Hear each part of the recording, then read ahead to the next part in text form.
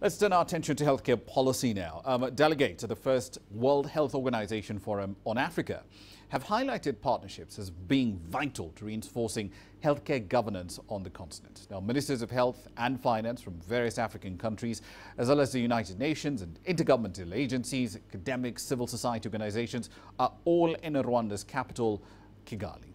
CGTN's Hlonela Lupuwana is there. She filed this report. The road to universal health coverage starts here at the first World Health Organization Forum that aims to address the growing needs of people living in Africa. This platform features a range of delegates from the healthcare, finance and private sectors, as well as members of the public.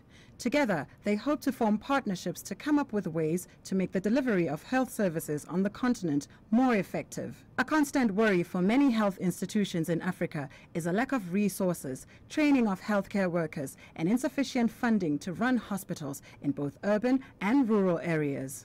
This is really just strengthening and enhancing a lot of the great collaborative relationships that we have.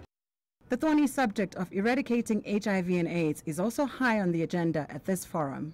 Delegates here say there's a growing need to educate communities, particularly in rural areas, about prevention methods and increase access to antiretrovirals. You would imagine that by now we would have reduced the number of new infections, but we are still seeing, particularly young females, are still very vulnerable to being infected with HIV. The number of new infections is still outpacing the number of people put on treatment.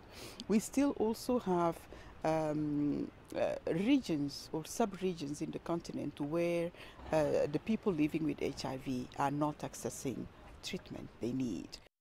And to help disseminate that information, the World Health Organization is encouraging young people to play an active role in decision-making.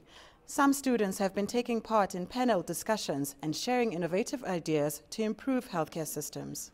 The World Health Organization hopes it won't be long until partnerships are realized and implemented to make a tangible difference in communities across the continent.